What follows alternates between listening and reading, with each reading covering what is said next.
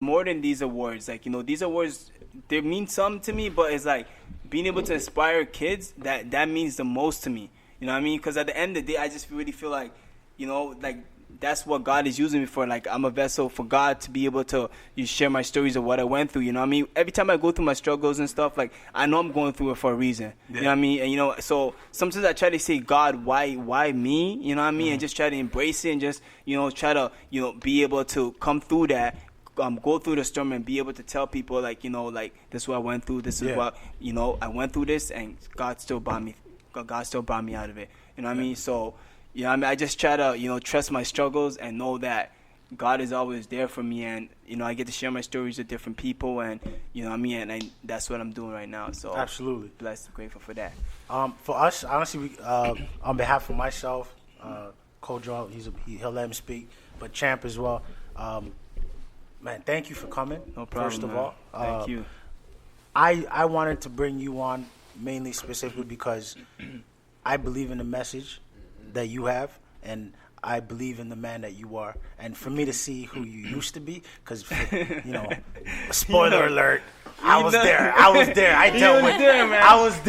Hey. I dealt with the asshole Francis. You dealt with me. I dealt with that. Dennis, can you tell this girl I was a good baller at one point? Okay. She doesn't believe me. Okay. She think like I was like, why don't you?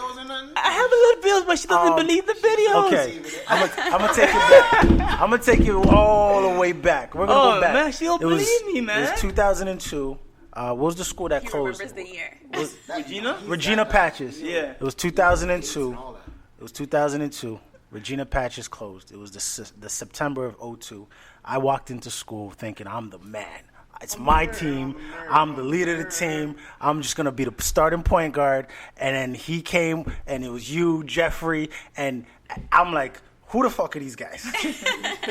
All of a sudden, Coach Volpe says, you're the small forward. I'm like, but I'm the ball handler. And he's like, no, Francis is going to handle the ball. Then they actually started another guy, and Francis was the two guard.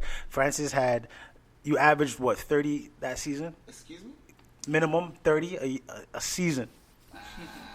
And if they didn't at the time, when we were in high school that time, they didn't keep stats for assists, but for sure I was averaging like 15 assists because they were all going to Francis.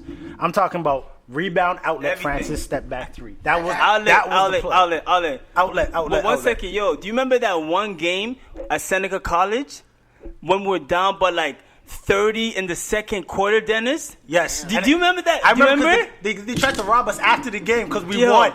Dennis, do you remember how we came back? We came all the way back. We came all the way back with threes. I swear that I hit like about 13 threes that game. In a row. I'm not even going to lie to you. We came back. All the way back. And we lost by 1 point. Oh, we lost. We did lose that game. By 1 point. Everybody. It was a moral victory.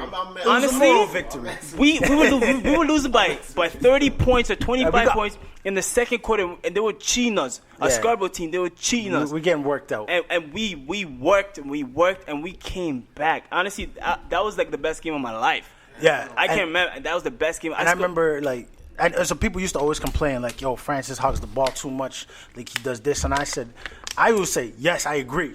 But we're winning games. That was all I cared about. I was a hog, man. I was like, I'm so sorry, at the end of the day, I apologize to all my team, man. The great thing is you had me in your corner in the sense I always grew up a Kobe fan. Yeah. So when I used to look at Kobe hogging and shooting threes against 1-on-3, it made sense to me. So when he was doing it, I was like, you know what? I'm playing with Kobe right now. So I was a hog, man. So when we got to OFSA, I was like, all right, look. Whatever worked for us. Twice. We went to OFSA twice. When we got to OFSA, I was like, yo, friends, keep doing what you're doing. Yo, forget the rest. Man. Forget the noise. Just play ball. It was a hog, man. But then we got to OFSA and we ran into we hit a wall. Big brother. we ran into some white boys. Bro, those guys, amazing. Those guys, conditioning shooters. Man, them were hitting threes like So we were like, we quit second quarter. I'm talking about we were like a bunch of black guys in the middle of a white town near Ottawa, right outside Ottawa, and we got worked. Yo, and we were ranked like number 5. You know We were that? ranked number 5, and they were ranked like and the whole crowd was just white people, and they were booing the shit out of us. Yeah, but they were ranked number 1 though. You know that, right? They were ranked number 1 or 2. Those guys are really good, man. But was it Ernest Town or something? Dude, I remember it was just they white beat me guys. so hard. I remember their names still, man. Yeah. They beat me hard. Yo, they beat us hard. It was a learning experience because as great and as good as I thought we were, they had a different skill set. They had the fundamentals down. We were just athletic, but but that's the truth. Yeah, he had game. One time, man. He had game. Balling one time, man. No, to this day, everyone will tell you Francis Atta's jump shot is clean. It's pure. Like when it comes to just spot up shooting, he's got that down. The difference that year was that he had a handle. He was taking the ball to the hoop. Yeah, he took my spot. But then the next year I came back with a chip on my shoulder. You did your thing though, man. The next year I came back. Shout out to Dreams though, because that was the game you couldn't play, and we lost the car, and then we played. What was Dream School? What was David George? What school? Father Gutierrez. I mean, no, it was Francis Lieberman. Yes, and that was the game where you had to sit, and we lost by 2. Honestly, I told that guy, man, yo, don't be happy with that game, man. Yeah, because you wouldn't have a full team. You wouldn't have that. No. They lost. You guys lost by 2 or something. Yeah, we lost by single digits. Yeah, and David is talking like David was you know what I talking mean? smack. And I told David, I'm like, yo, I told David, I'm like, in the gym.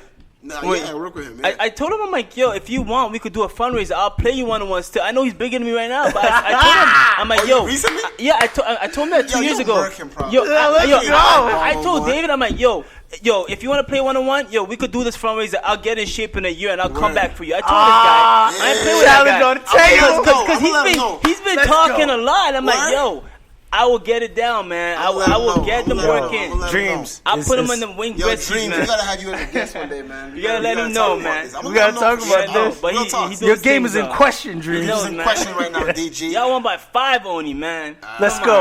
Let's go. I'm ready. All right, I told him that, man. All right, with that being said, Francis, thank you. Thank you, Mr. Atta. Thank you, guys, man. Thank you for having me. I appreciate it is the Bad Boys Podcast. Look out for the flip. That book's in stores right now. Episode will be out tomorrow.